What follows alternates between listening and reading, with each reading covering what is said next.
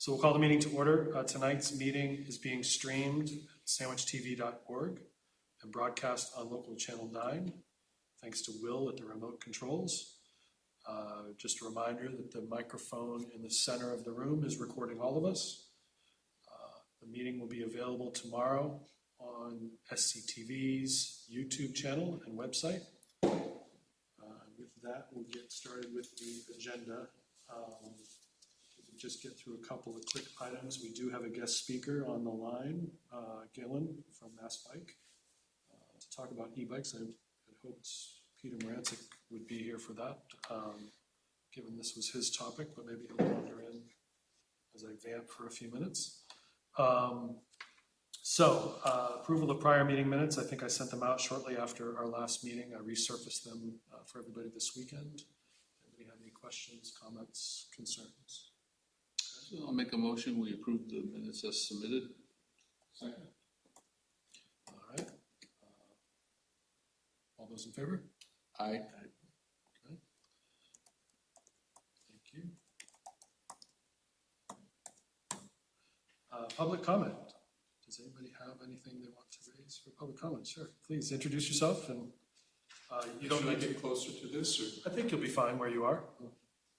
Yeah, hi, my name's John Luvatakis. I live in East Sandwich, and I want to thank you for this opportunity. Sean was kind enough to send me the proposed map for the bike path from the service road to the canal. And if I may, I do have a question. There was a part that was green, and there was a part that was yellow. And I think it got to Morse Road. So which, I didn't know, couldn't figure it out. Which one is the proposed, the one that went left went up and ended up through Jarvis Street, and the one that went right went around and came out by the Snowy Owl. This isn't a commercial, coffee place on 6A. So I was confused as to which one. The preferred route cuts through the fish hatchery property from Morse Road to roughly Main Street by the 6A intersection. So it was that path that was intended to be shown as the preferred route. There's an existing signed route that goes from the canal to Jarvis Street along 6A. It's just a bike route, it's not a bike path. And it lollipops through the village back out to River Street as a means for people to get from the canal to the village today. And we will probably utilize some of that existing route for the bike path that will eventually be designed and hopefully built. But the preferred route is to come down Route 130 onto the highway to Morse Road, then follow Morse Road till we get to basically the corner of Morse Road where the fish hatchery property abuts. Right. There will be something cut through along the property line of the fish hatchery to get to Main Street, and then conceptually something along Route 6A. And then what happens when you get to 6A off of? Still to be designed, so I don't know if I can answer that definitively. That's what the consultant is working through right now. Consultant, okay. So it has not yet been determined which side of 6A the path would be on. Obviously, if it's on the side that I guess would be called the southerly side, no crossing would be necessary. But if it's going to be on the opposite side, then some kind of crossing mechanism would probably be designed for that intersection. Probably something like you see today at Quaker Meeting House and the service road.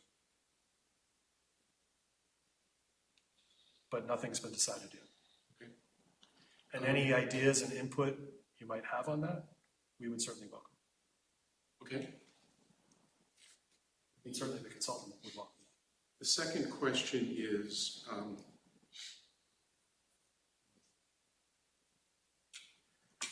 I had a question about the role of the Historic District Committee, not the commission, but the committee here in Sandwich. Right. And their relationship with the regional commission, even though ago, there were a committee, and for all of 6A under the Old King Highways Act in '74. Yes. So as I read it, it looks like if there's anything to be done on the left or the right or above 6A, anywhere in the jurisdiction, which is north of Route 6 to the Bay, from Bourne all the way to Barnstable, the question becomes, have they been, what's their input in all of this? Since it looks to me, as I read it, that they need to have some kind of certification and say, if you're going to be doing any changes, not the 6A itself, the road, because that's the Mass Department of Transportation. So the asphalt, nobody can do anything with except them. But to the left, to the right, where I assume there's going to be a grass berm and then some kind of asphalt for the path. So it seems to me that that's their bailiwick, that's their jurisdiction, at least to have some input. So am I reading that wrong, or what have you guys decided, or what's your attorney said? I don't quite understand. I'm not sure I'm expert enough to answer that question definitively. But I did serve on the Historic District Committee once upon a time, so I have a little bit of personal knowledge. The path most likely on 6A would be within the state road layout, which extends beyond the pavement that you drive on. And where the Historic District Committee has any oversight or jurisdiction on that is not known to me, and probably requires an opinion of somebody, either town attorney or otherwise. But we would certainly want to engage the Historic District Committee in their input on any facility that we're building within the Historic District. I think would be the best way to articulate. So have they been? We did some outreach to them when we were doing the study of the preferred route, and we did not get a response. Interesting. Okay. That doesn't mean that there's no additional opportunity. It's just the initial. For whatever it's worth, my recommendation is to reach out to them. I think they would welcome knowing what it is that. Sure. We've had correspondence from the Historic Commission, separate from the Historic District Committee. They have already articulated a desire to have input, and we would certainly want that input, and we would want it from the Historic District Committee as well. There's going to be opportunities for those entities to participate in a public forum that we're probably going to schedule, which we'll probably cover later in the meeting. That's one avenue by which they could provide input. If there are facilities being built by Mass DOT or its contractors that require a Historic District Committee approval, we certainly would seek that. So along those lines, gentlemen, if it turns out that Mass DOT has the final say, and there appears to be a conflict with the Old Kings Highway Act, which is to preserve the ambiance and the scenic feel of 6A. How does that work? Who protects what? I understand that the department, the Mass DOT, wants to pave and do this, but then we're here to protect 6A, supposedly, and Sandwich. And the ambiance that is the character of the small towns in 6A, which, in my opinion, attracts people to come here. So if there is a conflict there, how does that get resolved? I know that in speaking with the Mr. Wilson, the attorney for the Regional Commission, that he said that there was a problem when Sandwich went up against them for the Tupper Road lights in that intersection. And the state Supreme Court ruled in favor of Mass DOT and said that Sandwich couldn't dictate what was put on the road. But we're not really talking on the road, and if you're right, and they have 20 feet, 30 feet on either side, and that's their jurisdiction, I'm wondering if that should be challenged or not. Because there are some people that feel that even putting a bike lane in that commercial stretch of 6A is beginning to break down the intent of the Old Kings Highway Act. So how do we look at that? I'm confused about that. You are speaking before a volunteer board, and we as volunteers, while interested in those topics, are not experts. So I don't know if I have an answer for you. Okay, well, is there a way that we can, who is it that makes those decisions that, as a volunteer board, I understand, and I'm assuming you guys are an advisory board? Yeah. So given that, where else does someone have a platform for, asking these questions? Oh, I think you're perfectly reasonable to be asking the questions here. I do. I just don't know that we have the answers. Oh, okay, fair enough. I understand. Okay. Is there any timetable that we could set, to get some kind of answers? Sure. I'm not in a real hurry. I mean, I just don't know. I just got new to all of this that's going on. Sure. Are you serving on the Historic District Committee currently or not? I am not. Okay. No, I'm just concerned. Yeah, I'm a tax-paying citizen of Sandwich. Okay. That's it. There are conversations that need to be had. I agree with you. But the timetable, I don't know at the moment. Okay.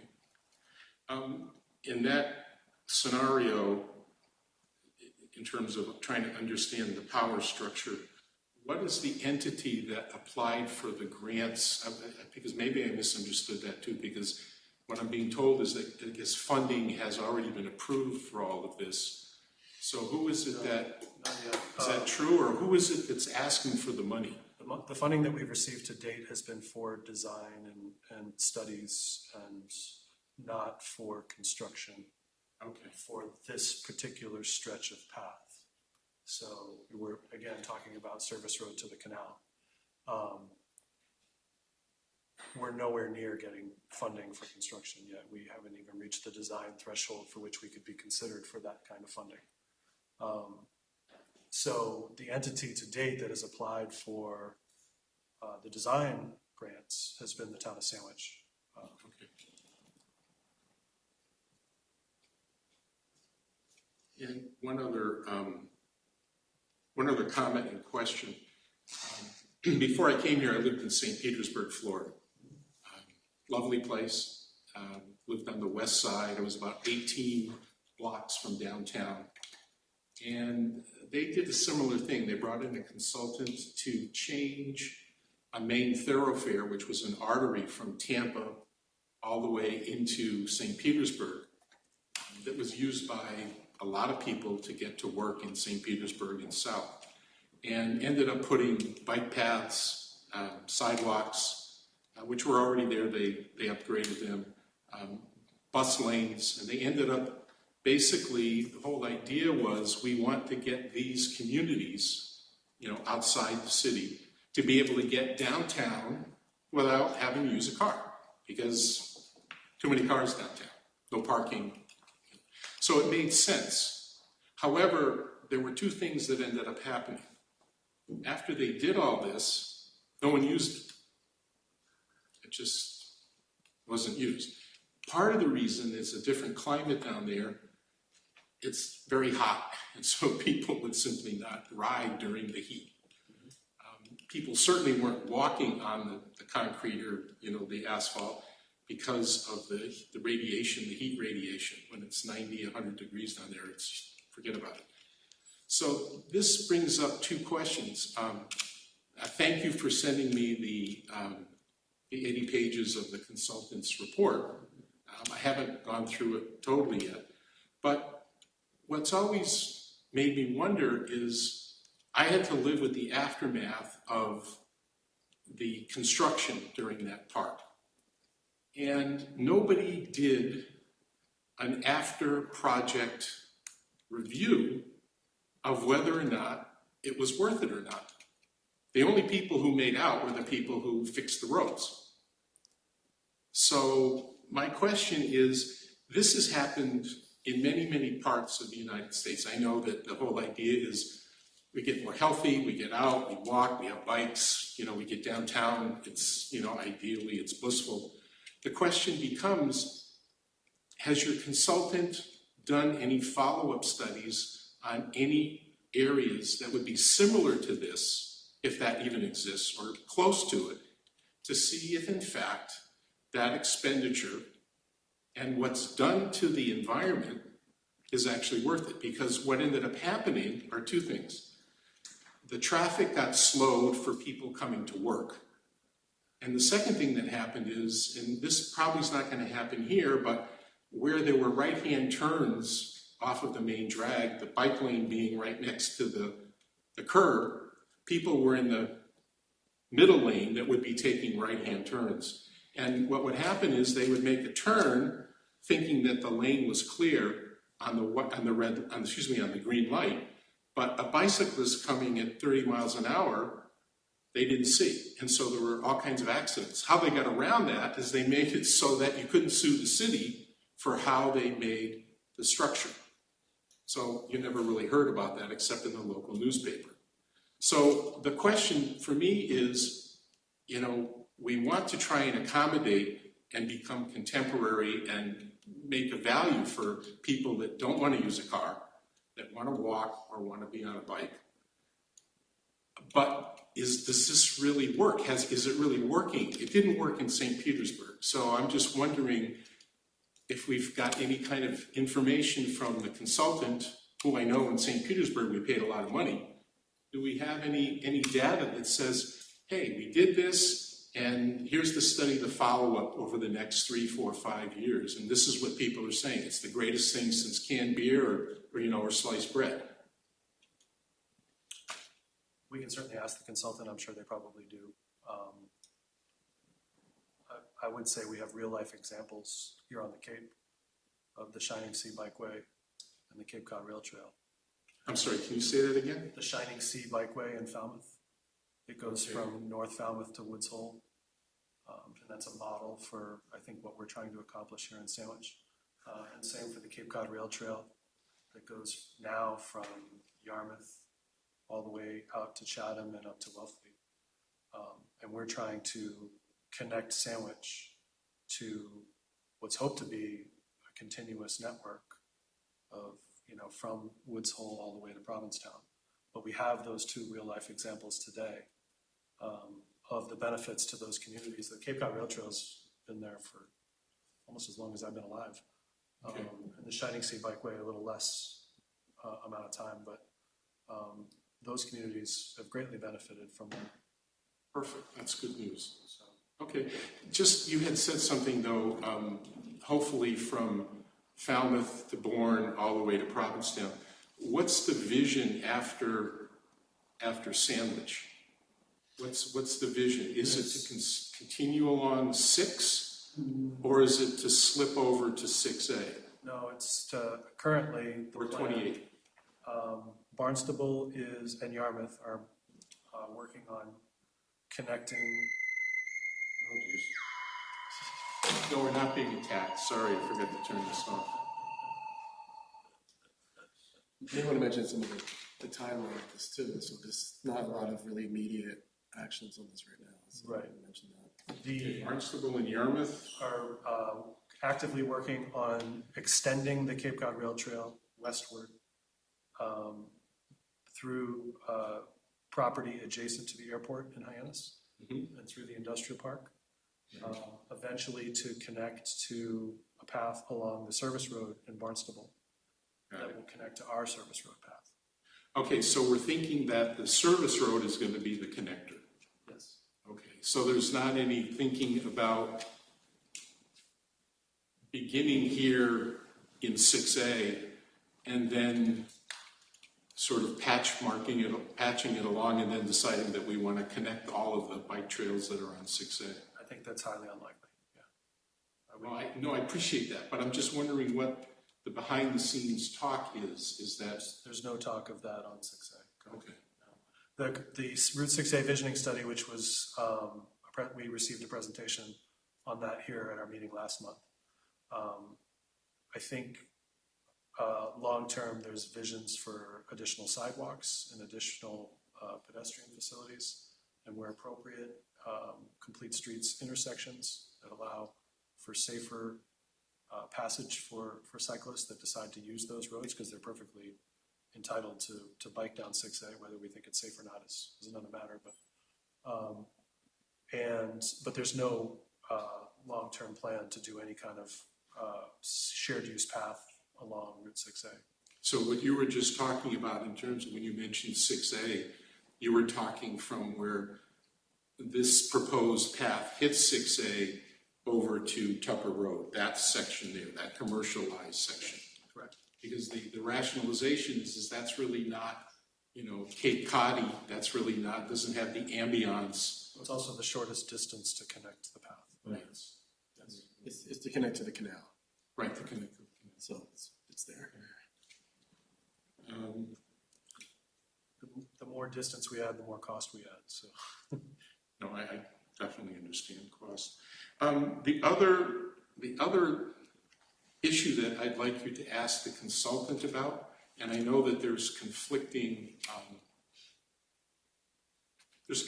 perspectives on this, but there is a phenomenon that I've become aware of called heat island.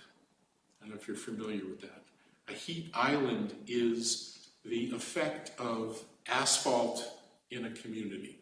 Increasing asphalt because of the way it reflects the heat ends up increasing the ambient temperature in that particular geographic area.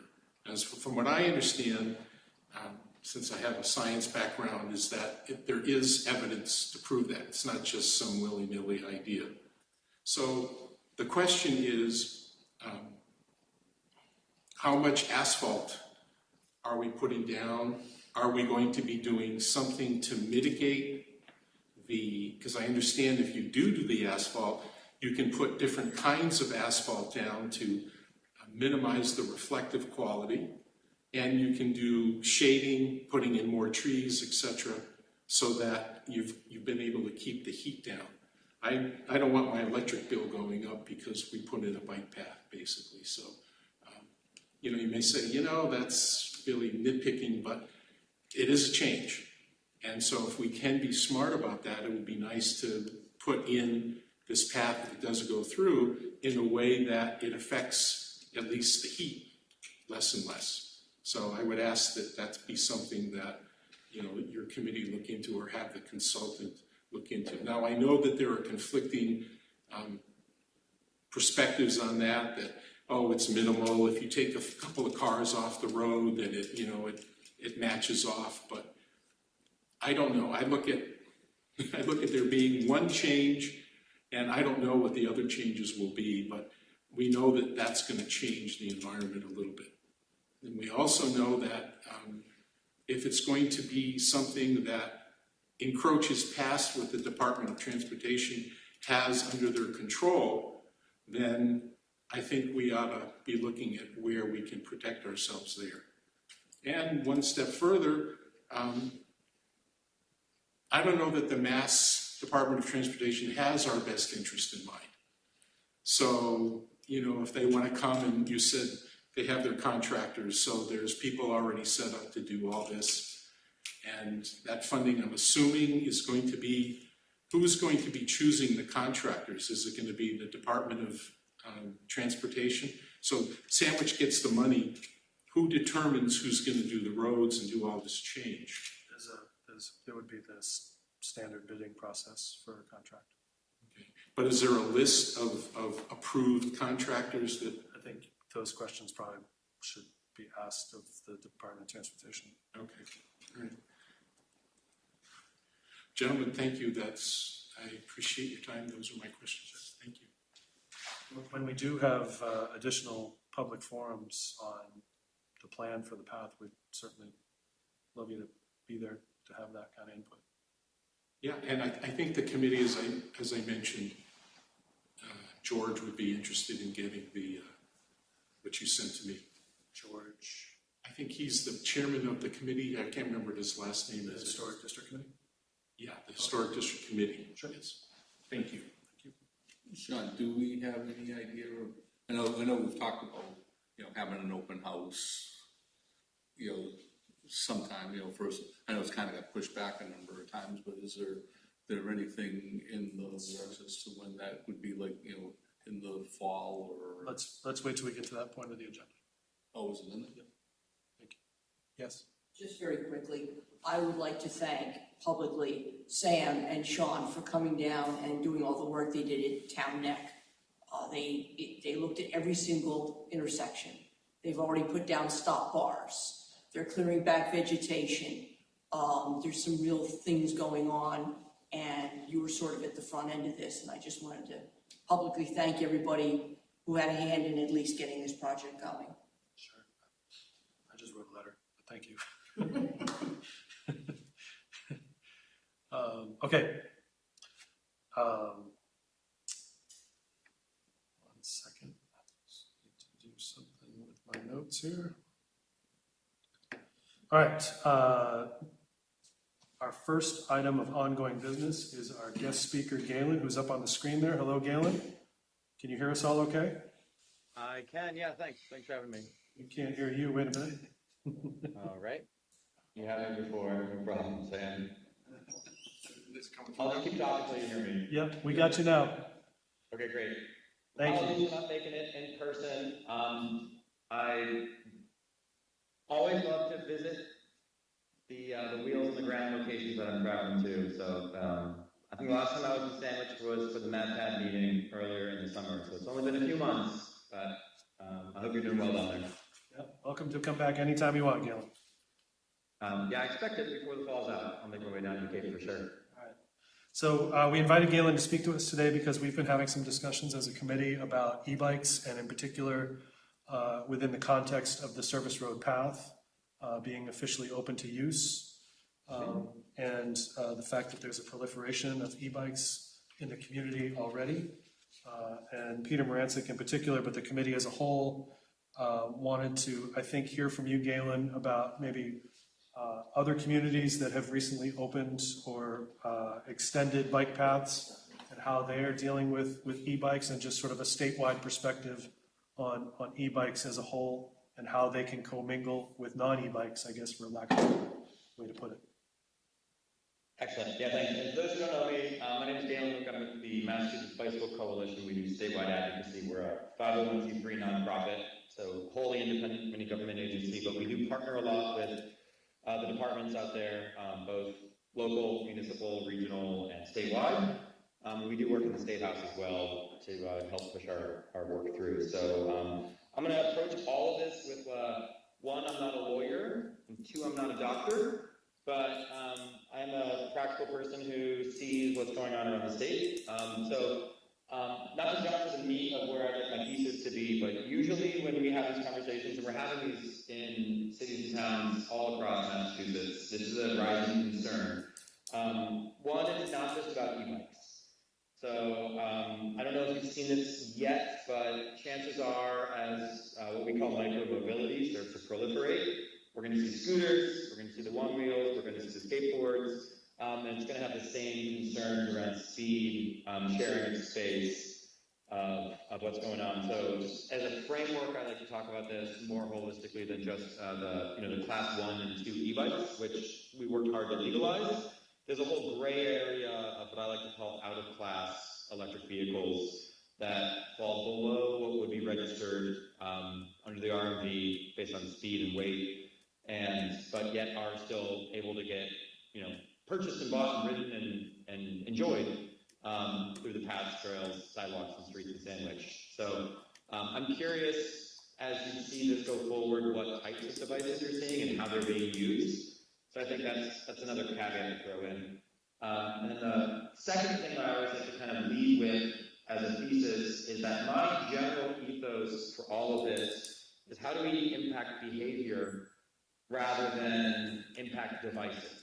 And by that I mean like regulating and mitigating the dangers by the users without having to play whack-a-mole of which devices you'd like to see when and where. because of, as I was mentioning, the changing of the landscape of what devices are being used. What we've seen in a lot of communities is they'll accept maybe class 1 and class 2 e-bikes, or maybe just class 1 e-bikes, and then it comes down to a whole question of, well, how do you regulate, how do you enforce, how do you put the resources behind it, and then, if somebody on a fast device is still only going 8 miles an hour on a pathway, is that really a problem?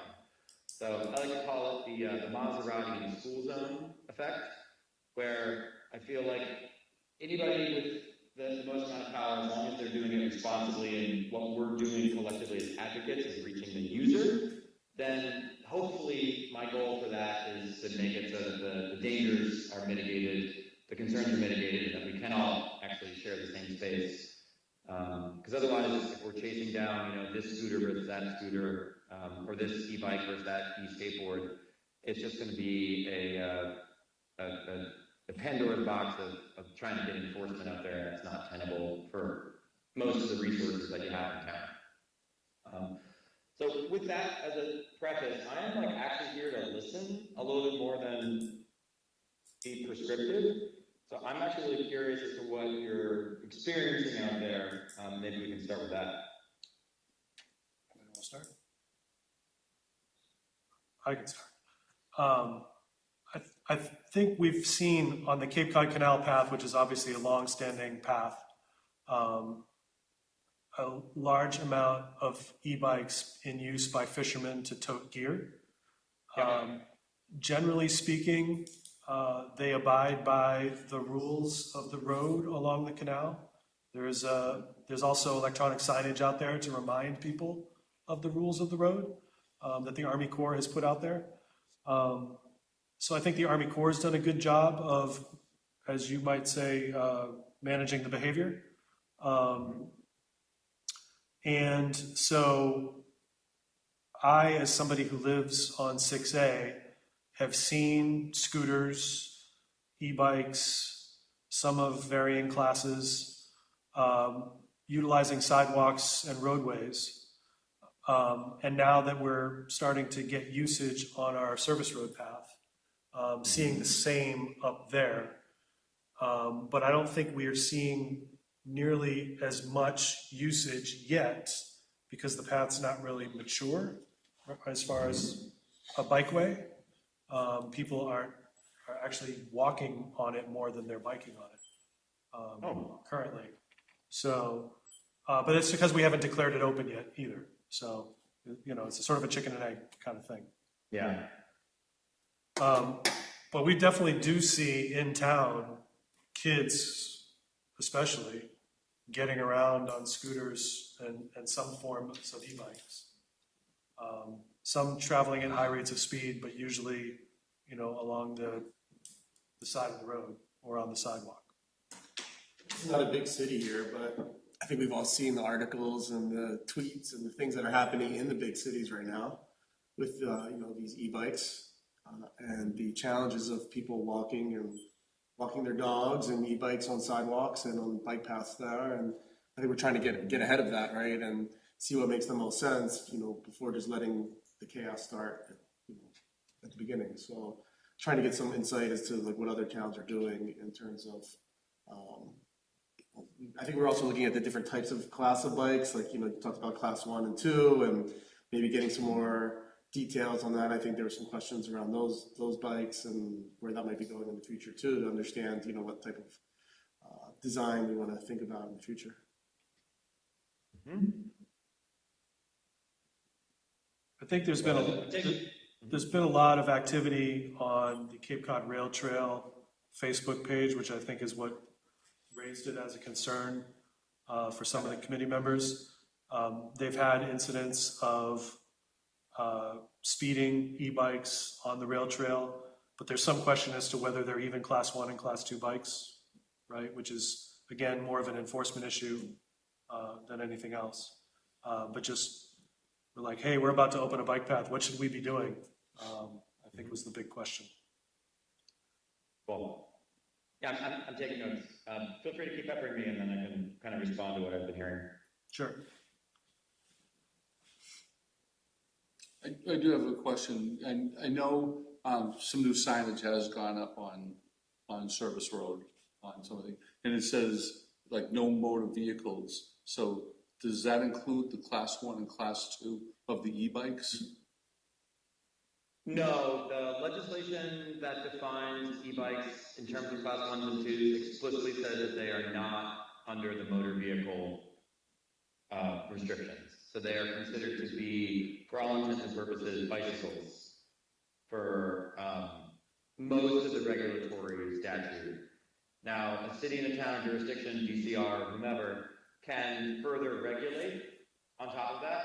So if the town wants to put in posted signage regulating e-bikes, that you're welcome to and you're legally allowed to. But the motor vehicle distinction is something wholly separate, and that is more about motorized bicycles and mopeds and anything that can go faster than 20 miles an hour. And, well, during the construction project, we saw actual cars on the path. Oh, yeah. Yeah, we did. Those, of course. Is it possible to have taken a question from the audience? Sure, go ahead. In your tribe of people that are in the bicycle world, which I am not, there are a lot of people that like to go out with their family and be on a bike and go places. And then there's the other extreme of people who like to go fast and like to time their distance traveled. And what I'm wondering is, have you done any research, or do you have any input for us regarding on a bike path? You said, sharing the space and speed was one of the concerns. There seems to me, just anecdotally from my perspective, that there are two categories of people that use bikes: people that like to go fast and race, and then there's the family that's kind of meandering around.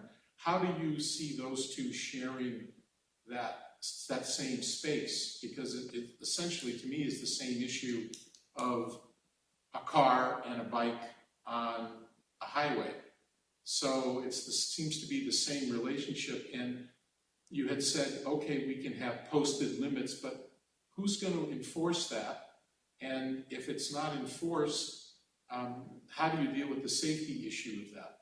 Of people who simply are breaking the speed limit, whatever it is that you designed for the bike path. There's a lot of questions in there. I'm sorry. So let me break it down again.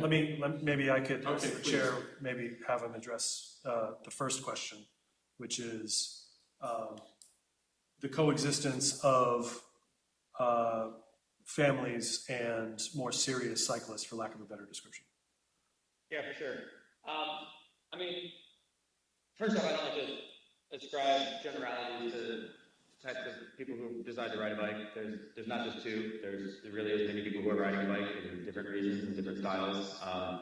So I'm just gonna kind of get out again, trying to impact every individual user without necessarily trying to group people. However, there are tactics with which we can reach certain types of populations based on the way that they're captured. For instance, I heard earlier that there's concern around kids in town riding around, and I think we're seeing this in some towns, like, for example, the town of Andover has been seeing this for a few years, where it's a bunch of 14-year-olds on arguably class 3 e-bikes, which go faster than 20 miles an hour, which are not actually in Massachusetts state law allowed anywhere. That's okay. Besides the point, I'm not advocating for the Andover police to start pulling over 14-year-olds.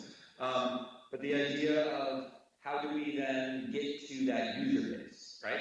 So with kids, it's actually been very helpful. The police department has some funding.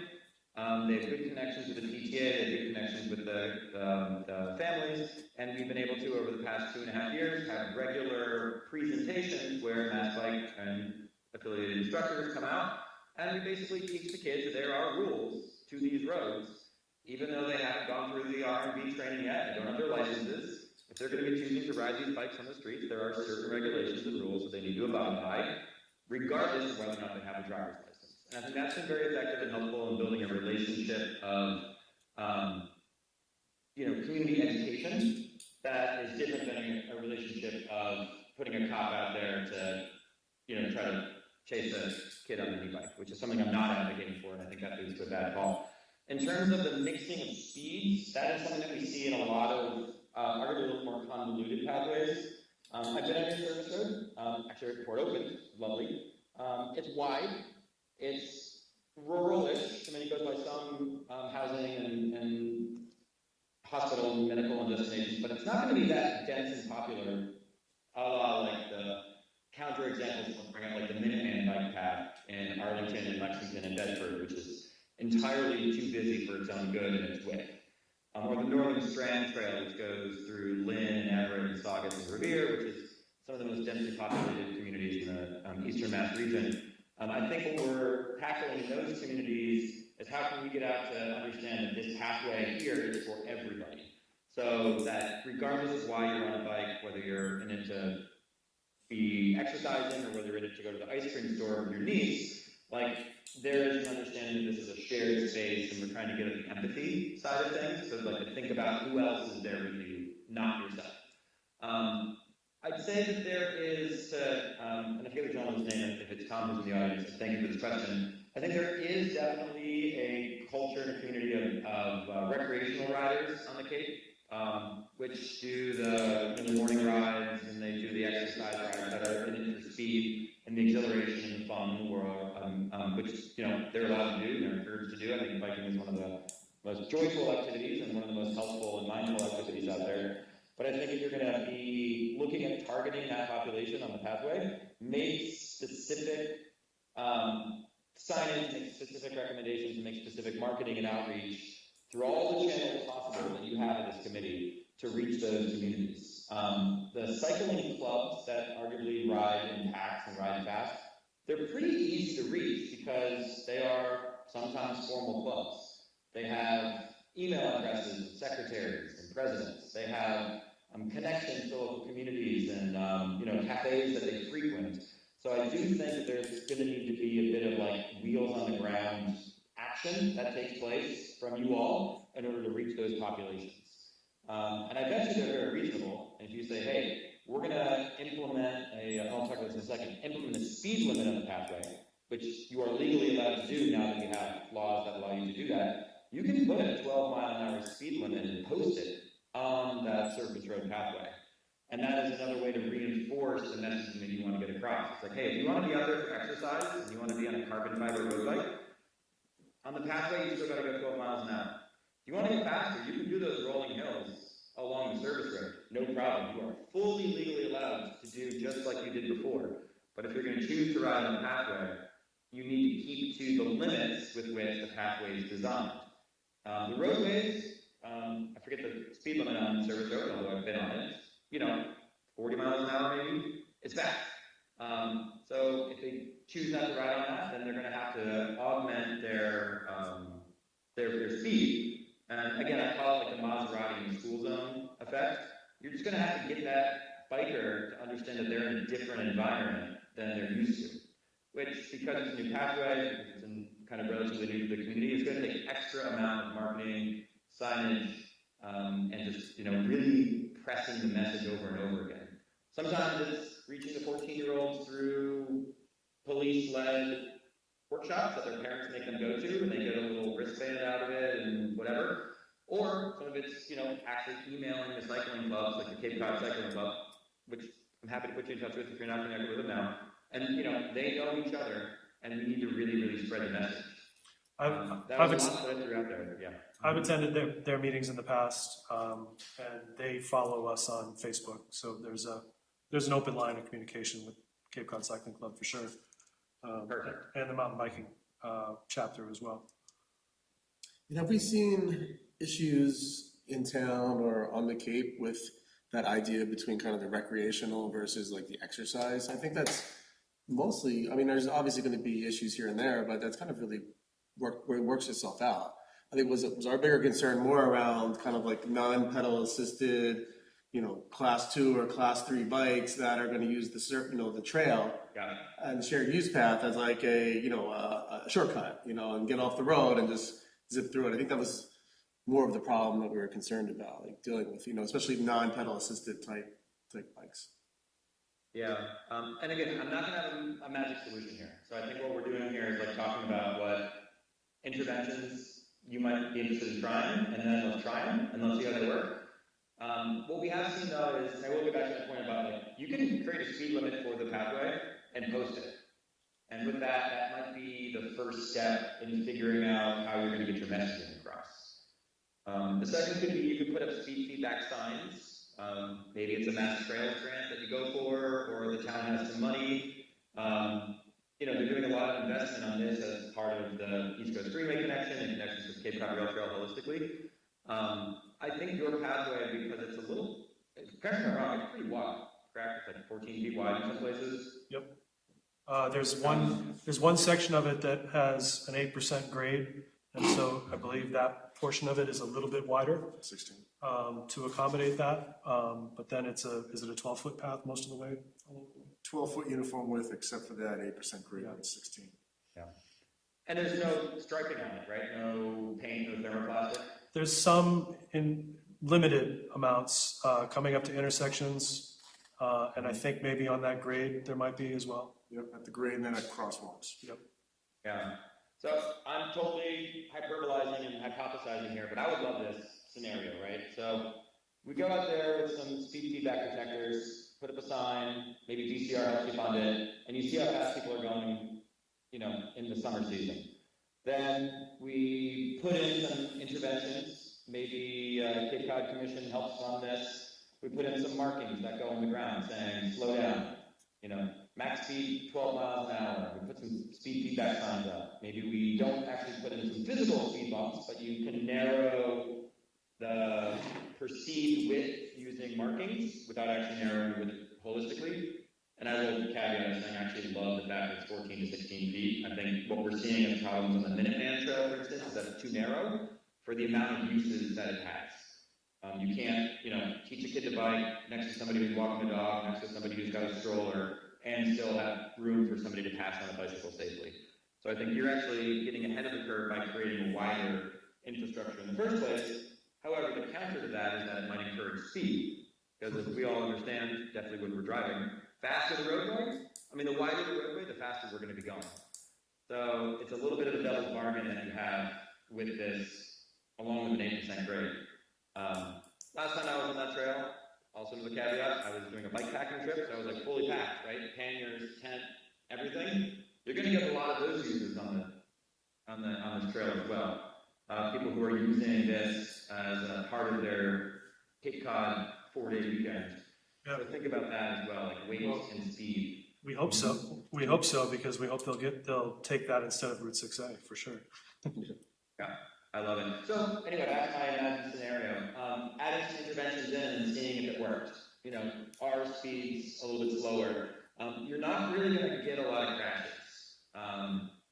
You might get a few, and they might be high profile enough to make their way into EMT reports, but chances are it's probably only going to be a handful. I think what we're going to be dealing with mostly is the perceived danger, and it's about the speed differential of people who are walking who feel scared. And they might not actually be struck, but you've all been there. You've been buzzed by a biker, and it totally changes your perception of how safe you feel out there. You're not reporting it. You're not filing anything that gets tracked with Mass DOT's impact report. So there's going to have to be a lot of anecdotal follow-up to say, you know, how does this feel for people out there? Do you feel welcome out there? Do you not feel welcome out there?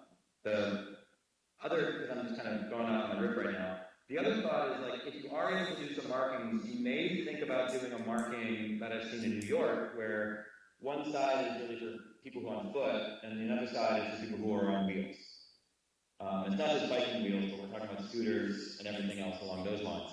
I don't know if you are up to that necessity at this point, but it's not a design standard that Mass DOT has at this point.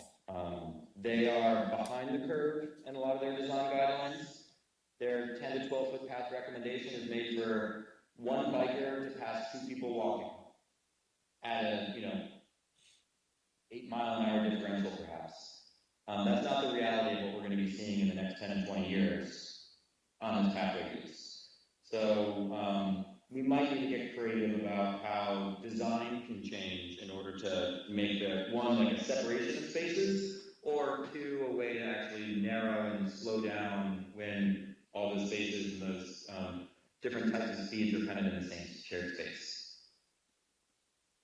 I don't know if it's very helpful, I'm just kind of throwing some ideas out there. No, I would love the idea of a follow-up study next summer to see what the usage is and what the speeds are out there. I was going to say, has anyone done anything with signage where they've actually, instead of setting a speed limit along the entire pathway, as part of the recommendations of what to do in passing, say, you know, you are not to pass other users at speeds in excess of 12 miles an hour or something like that, so that you're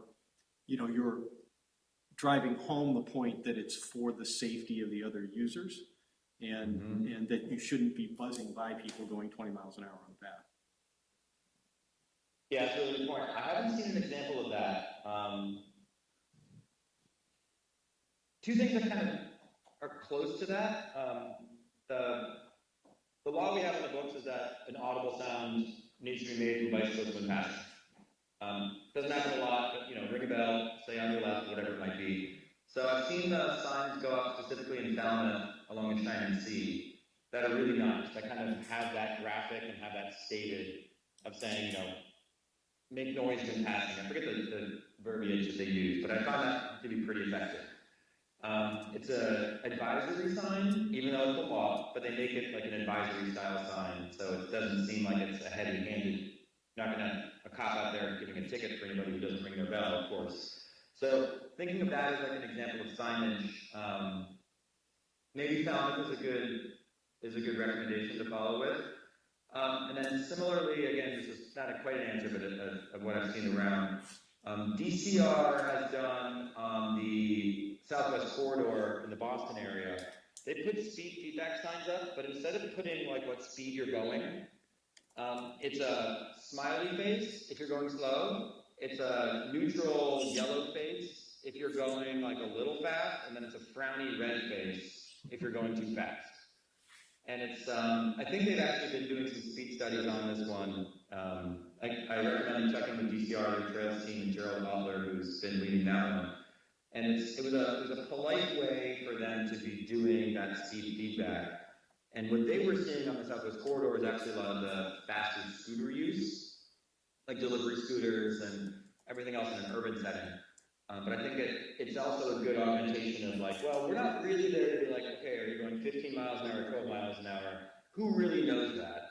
But, you know, are you going a speed that's a happy speed, a medium speed, or a frowning face speed? And the idea, I think, to your point, is like, how then can we take that example and make it so that you're thinking of that other person? Like, is it safe for somebody else out there? And maybe that's something that the messaging can come from the committee. Like, is that frowning face? You're not really frowning at the person on a bike. What you're doing is frowning at that person on a bike is making everybody else feel bad or feel scared. And so to kind of drive a messaging campaign about empathy for the users that are out there. And that might end up how you choose to phrase your signage that you might install along the corridor. I mean, are there groups that we don't want on that path then? So for instance, you know, you have your recreational bikers, your walkers, your joggers, probably people who jog pretty fast, but you know, if you have your exercisers on the bikes, are they prohibited from the path? I would say no. I'd say it's a multi-use path. So, you know, the more groups, the more users, the better. Yeah. So probably, like, I like the idea of reminding people to have, you know, empathy for those and common sense as a reminder. I don't think speed limits necessarily make a whole lot of sense for a lot of reasons, but it's always good to be reminded of, you know, empathy and that it is shared that everybody has a right to be on the path. So to use the path safely. Right. I think that makes a lot of sense. But I mean, I know I brought this up a number of times, you know I have about the signage, about there, you know, I've reiterated, a number of times how, like, my wife walks that bike path, how many times people just go flying by her and never say anything. I sent to you in the incident in Harwich that happened just as recently this week, that, you know, it was it did say a pedestrian and a person on a bike with life-threatening, you know, injuries. It does happen, you know, and I don't think that we should, you know, we should do something, you know, about it up front before anything goes forward. So I know, you know, I think you had sent out Sam had sent this stuff out, right? Or, you know, you included on that there. You know, it looks But what I guess my question is where would this be posted? Is this something that would be posted at the parking areas, or, you know, is this just something that's gonna be online? Because if it's online, nobody's gonna see it. I believe it's designed to be for some sort of kiosk at the parking areas, right? You've The got an trailheads. agenda item next. Do you want to Yes. talk about it now, or how do you want to do this? You just lump it together? I think it's within the context of what we're talking about, so. Yeah. Sure. So if you don't mind, I will jump in. Let me see if I can display this, and then, so Galen, you can see it. See if I can share my screen. Hopefully this will work.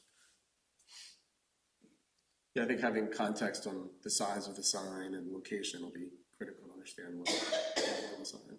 Well, there's a lot of good information on it, that's why I was just like, you know, wondering, like, I mean, you know. It's a lot, if the sign's this big. Yeah.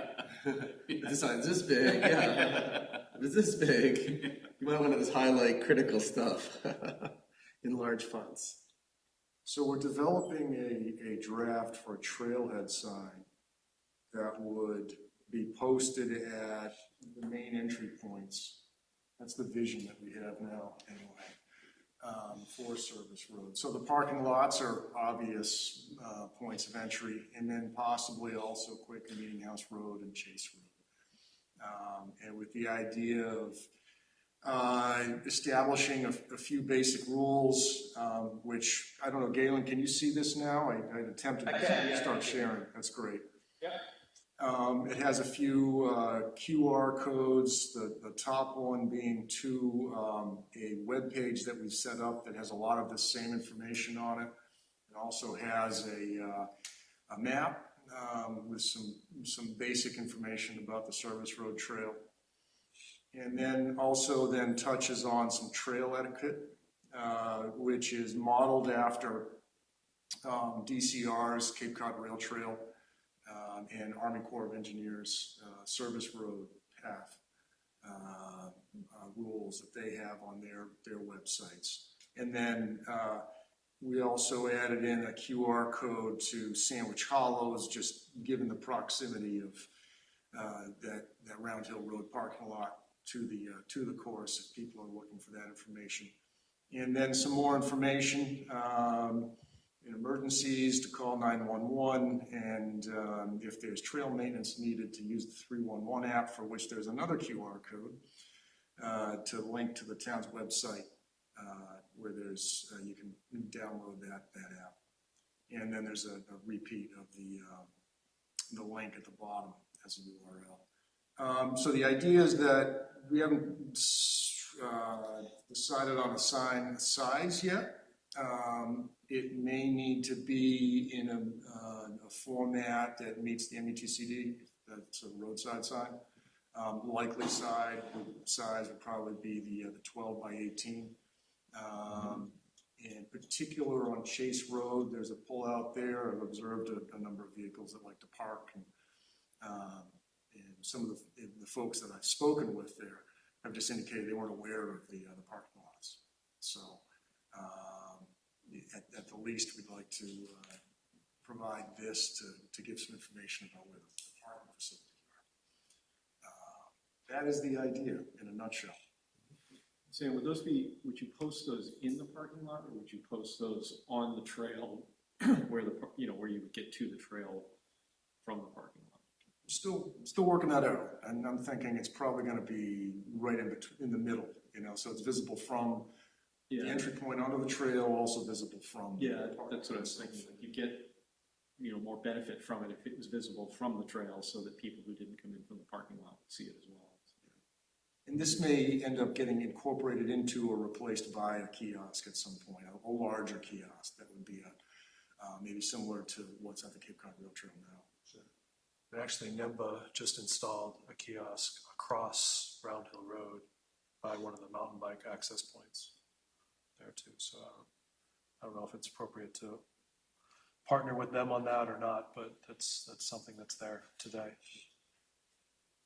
I think it's great. It has a lot of information. I think for the size of that sign, there's probably some editing that you can do on this and some clarifications. if you are looking to kind of go forward with something like this, but I think it has a lot of information and useful information on it for sure.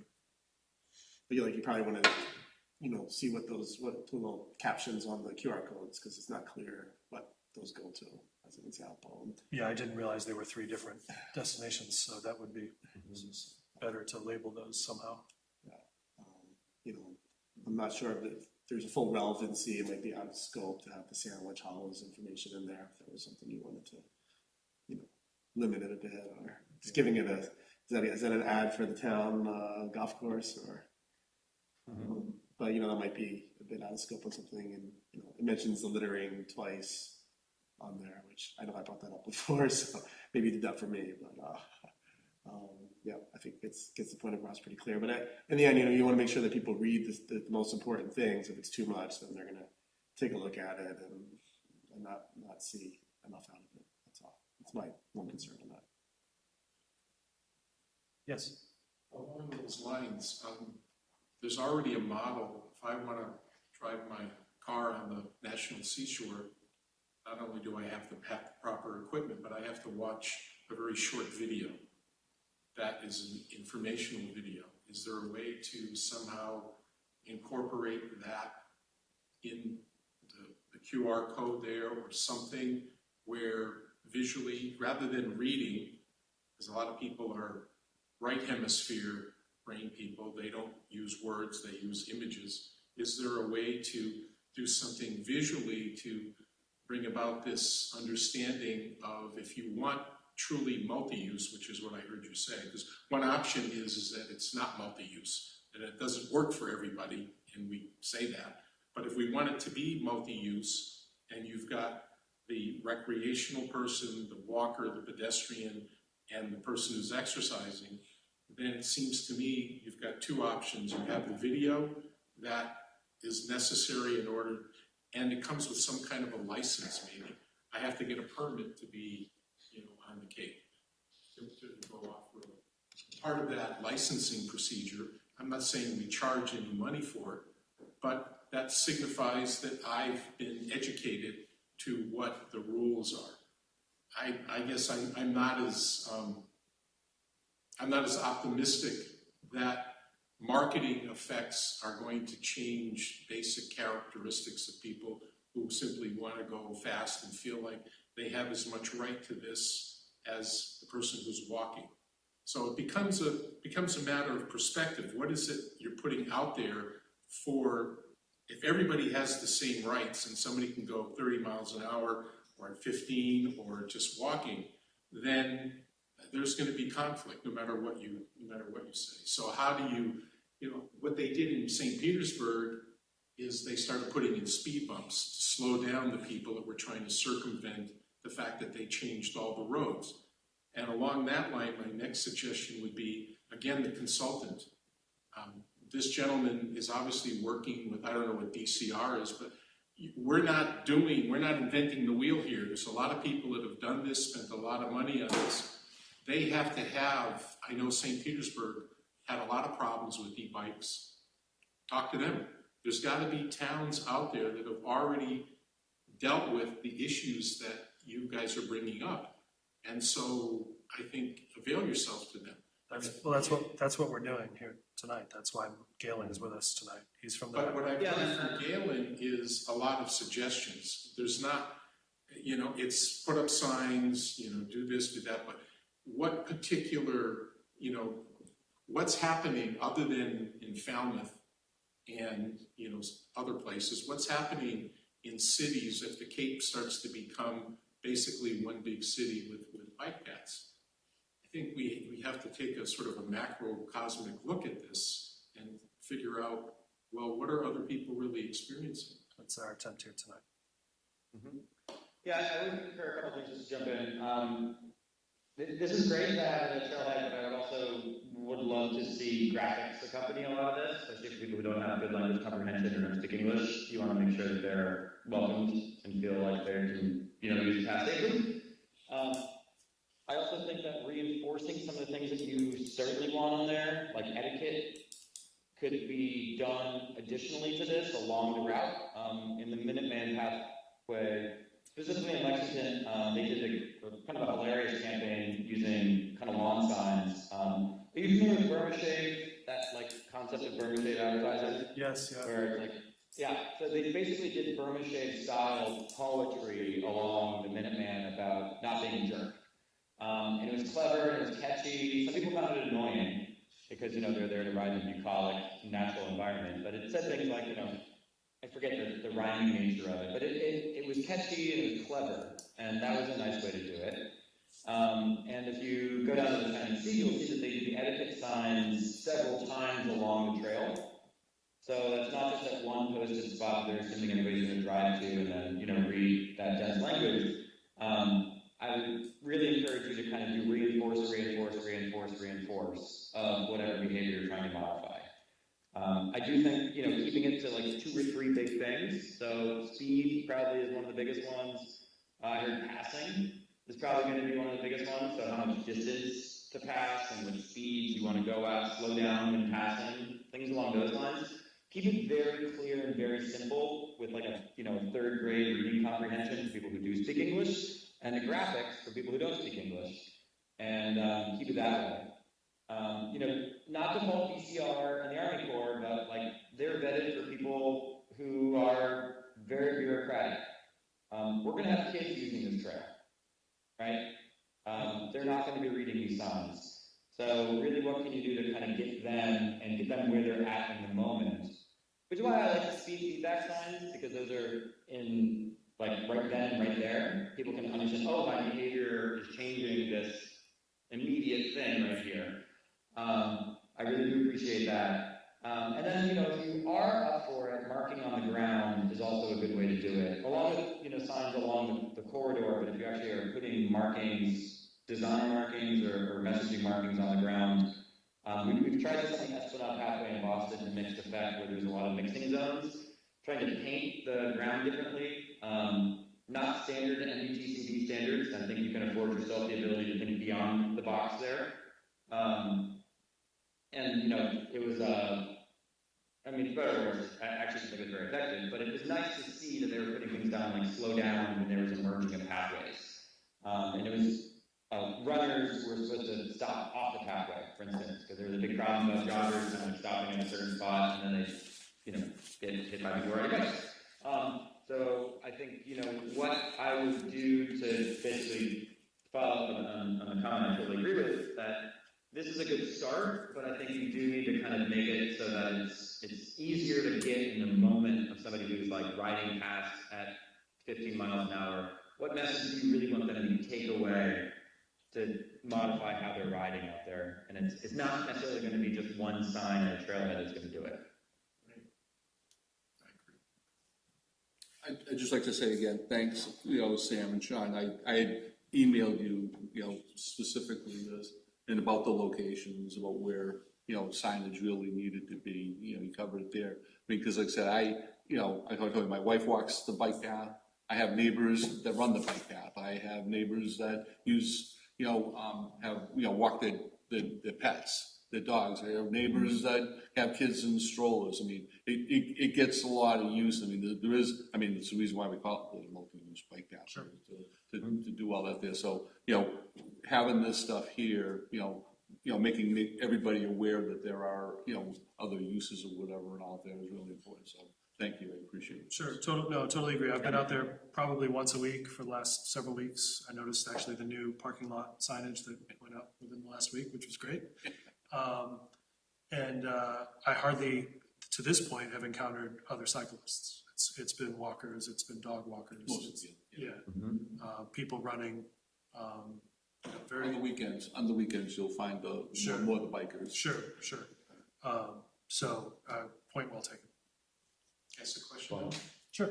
Given that words matter, and that's a very interesting comment, does the word bike path in people's mind constrict it to just being bikes? Is there another word or another concept that we could be the beginning of that isn't that it's a bike path, but it's a something path that invites multi-use? Its official term is the Service Road Shared Use Path. Service roads. Shared Use Path. Shared use path, okay. which has become an acronym to SUP, S-U-P, which we've joked about here before. No paddling incorporated there, probably not. But that's its current name, for better or worse. Well, no, I think it's, I only knew it as the bike path. And, that's unfortunately people, to me, psychologically just revert to the easiest. But if you could bring it to something that was remarkable and revolutionary, hey, we're doing something different. And it means that the rules are different. And because it's shared, that's all. Fair point. I think initially that's how it started out when they did the gas pipeline, that went in there. Initially it was, because it's this, clear salt and salt, bike path or whatever, so, people just take the next leap or whatever and go with that there. That's not anything that we've necessarily, gone with. No, we've tried to stress the multi-use nature of it, for sure. But even in terms of the name of the committee, the commission, this is the commission. Well, we're a committee. You're the committee? Yes. Yeah, okay, so that's right, you're the committee, right? We're the So, Sandwich, Bikeways, and Pedestrian Committee. okay, so the question is there a way to even change that from a marketing standpoint? That we're doing something different for the community. It's not just whatever those two words are, it's something much more all-inclusive. And then it makes it easier for, hey, we have a new concept, we have new rules, this is being shared, but some words that are different and new. That, it would seem to me that you could then start out on a different platform so that people wouldn't have to really, people that had a perspective of, yes, I want to go fast, I want to stroll, I want to walk my dog, I want to be with my kids. Something that's, that allows everybody to go, oh, wait a minute, this is a new thing. It's not just a bike path, and it's just not a shared path. Because, I don't know, do those words mean anything? That's all. It's just something maybe to think about. Okay. Yeah, and actually, I failed to mention some other legislative work that we're going on that kind of lends itself to this as well is, I'm sure you're familiar that we now have a designation of a vulnerable user on our roadways, which is not just somebody on a bike or in a wheelchair, but it's anybody who might be in a micromobility device as well. So people on scooters, it's also people in farm equipment or equestrians as well. But there is like a legal designation and a definition, which is something that you also, I wouldn't recommend using that verbiage in any of your signage, but it's good to understand the context with which we now have a protected class of people who are out on our public ways. And that's something to think about as Mass Bike. We're trying to get away from the biking thing overall. I think that we've advocated very clearly for vulnerable users over, the past decade or so.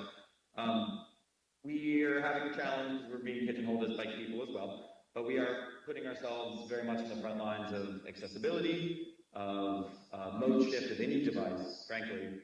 And so it is part of the evolving context that this is not going to be just about biking.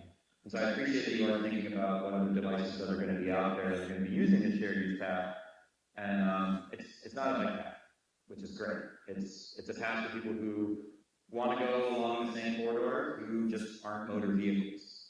And how do we then group that non-motor vehicle class together? And that's going to be a challenge that I think we're kind of starting. Any other questions from the committee? Galen, thanks so much for taking the time to join us. We appreciate it.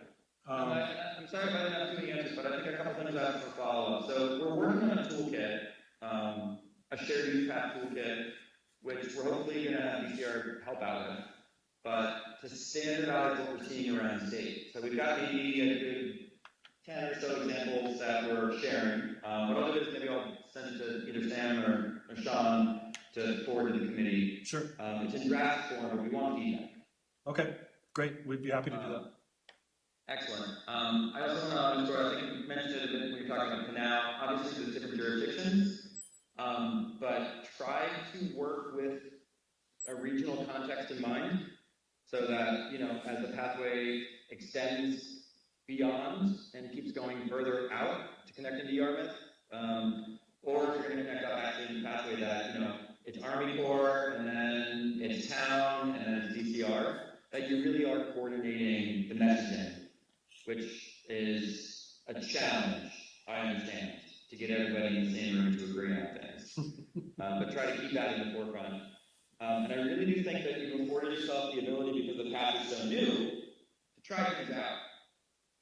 Try things out that might work with messaging, that might work with, different outside the box thoughts, because you can kind of start taking data now, and that data will inform where you're at, and then you can implement a strategy and then see if it's effective or not.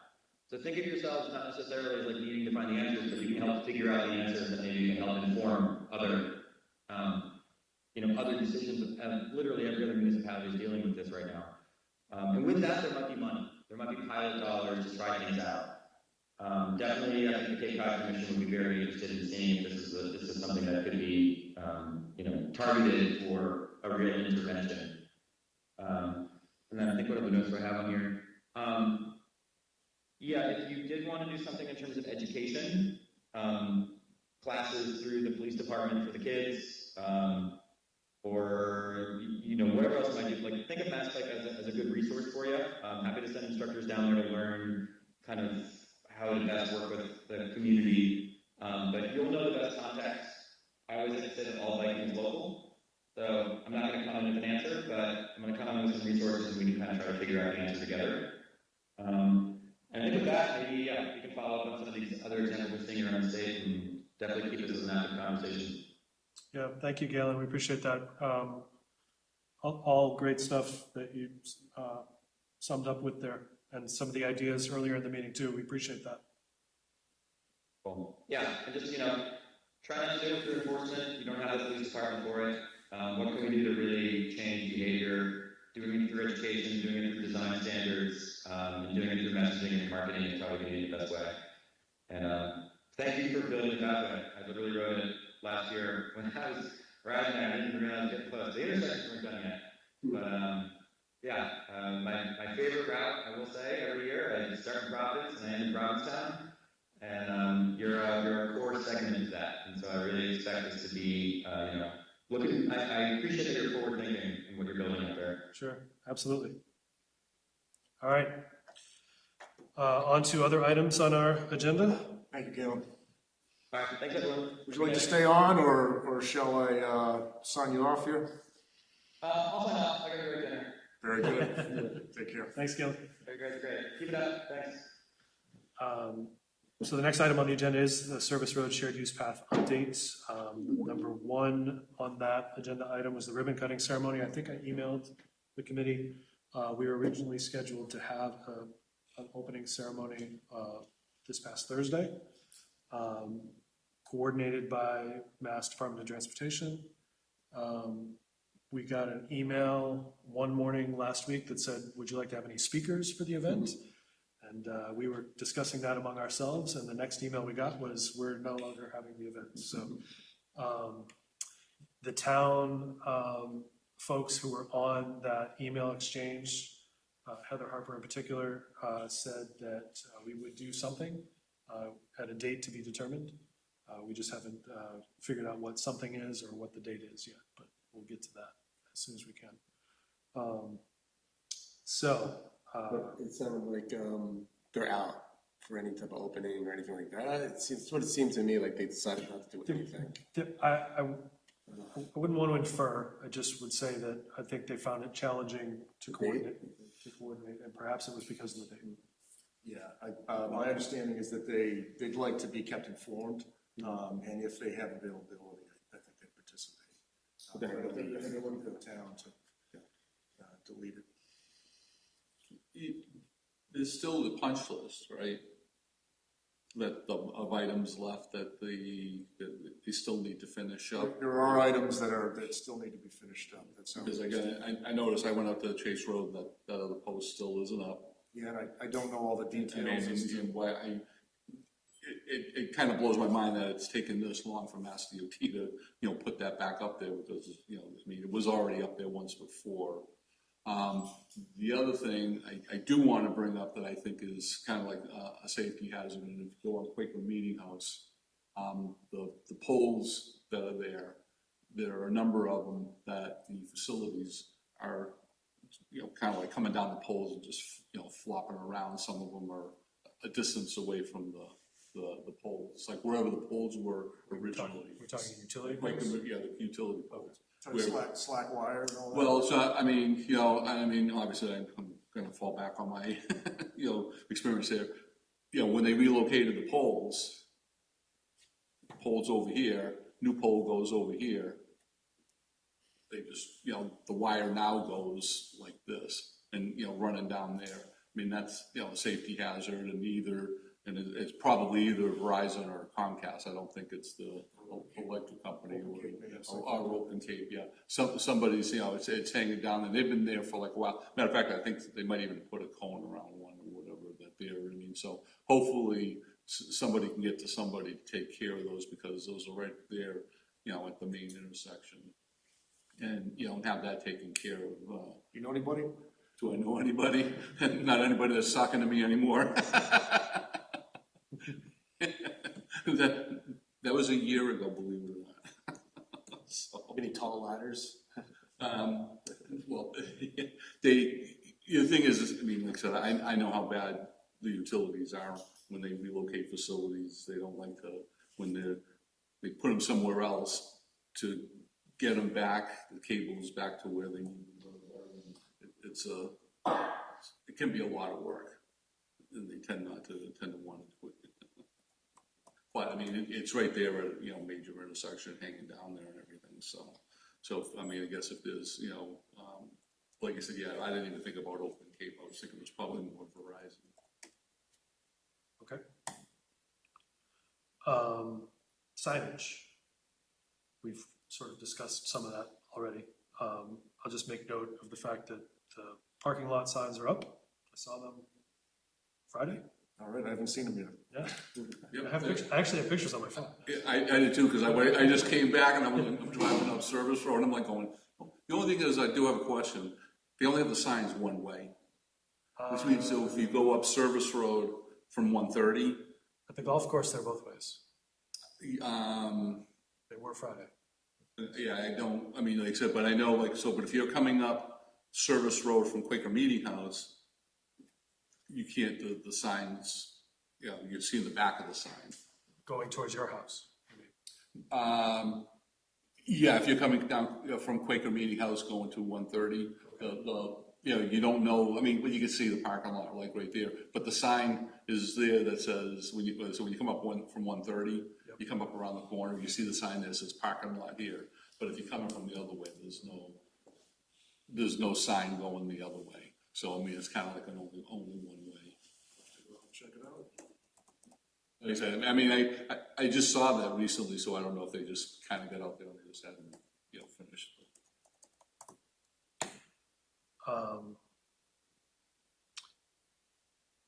If we were to do any kind of advisory signs, no decision tonight on what those should be.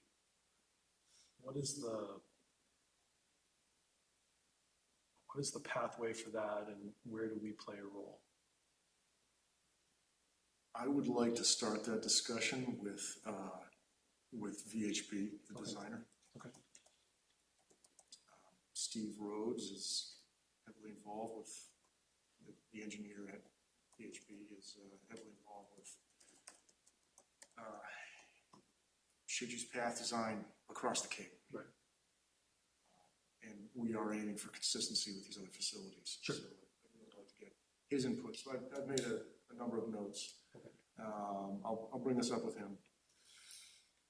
I'd like to get his input and then maybe continue the discussion. Okay, that's great. Thank you. And Sean, I did see the Nimbus sign there, the one around, it is across, I think they actually put Round Hill on it. I think they put Round Hill on it, yeah. Yeah.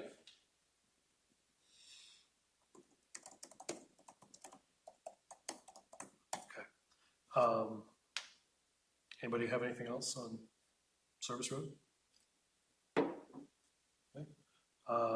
The canal, Service Road to the canal connection planning update.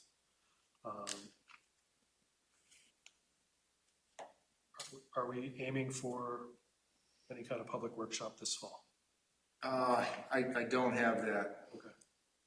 information just yet. Okay. Want to? VHB reports back, they've developed the DOT scoping checklist Okay. to work with Mass DOT. So there's still a ways to go with that process, by an indication of that. Is that in reference to DOT's portion? Yes. From 130 to Sean? On the Route 6A. Oh, on Route 6A, I see, okay. What did you call that? The scope, the DOT scoping checklist. That sounds daunting. Yeah. To make sure they've got the information in the submittal that DOT is looking for. Okay. So is this that looking then that that isn't something that's gonna happen this year or whatever, or is it gonna be? I just don't know at this time.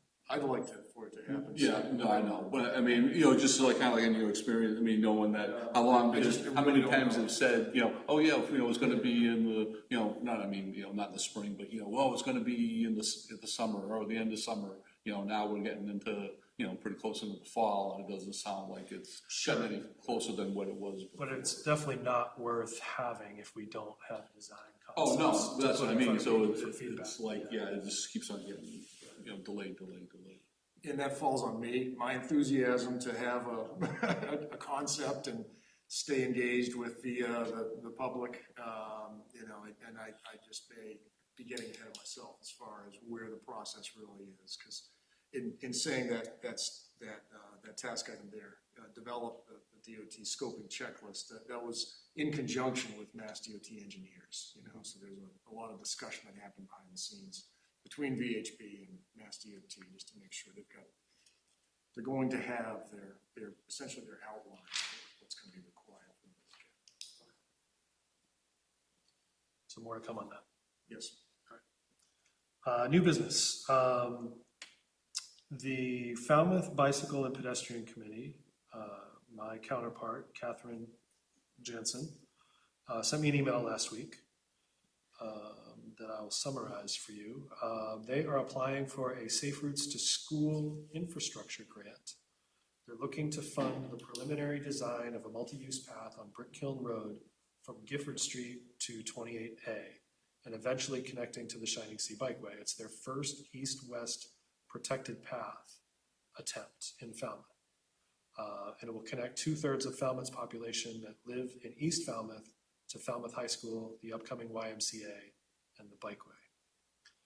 The grant period opened September 3rd and closes October 3rd. And they are asking if we could send a recommendation letter or support letter for their grant application. They've been kind enough in the past to support our grant applications for Mass Trails grants, so I would like to reciprocate. And I told her I would bring it up to the committee here just to get your affirmation before I write that letter. So here I am, asking you guys to say yay or nay. Would you want to take a vote on it, or? Sure, yeah, that'd be nice. Do you want me to make a motion? Sure. Okay, make a motion that, we write a letter of support, or that Sean writes a letter of support. Almost caught myself there, yeah. And second that motion. I'm a little tired, Sean, so. To the Falmouth Bicycle and Pedestrian Committee Safe Routes to Schools grant, for the grant application. Second the motion. All right, any discussion on that? All those in favor? Aye. All right, I will write that up, I'll send it out, and I'll see it before I send it to her, okay?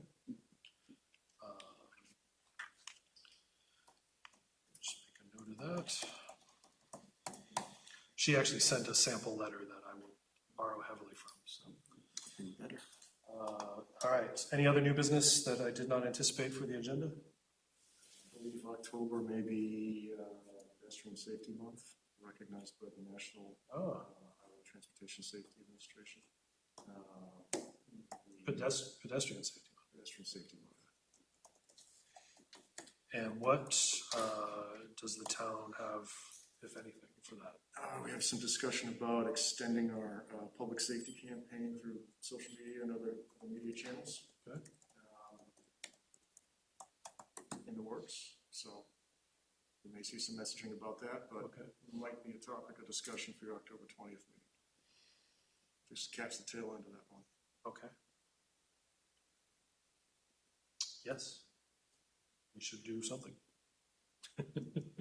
Since we are Bikeways and Pedestrian Committee. It's a Facebook post. Yeah, well, so I don't know if you've probably noticed that for the public safety campaign,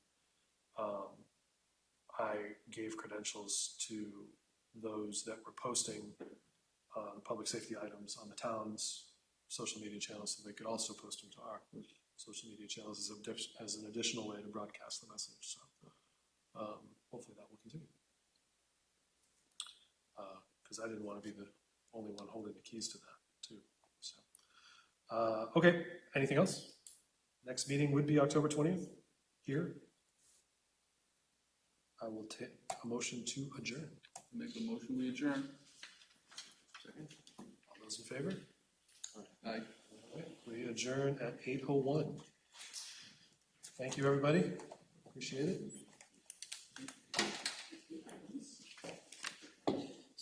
So dark now. Thank you, Sam, for coordinating with Galen.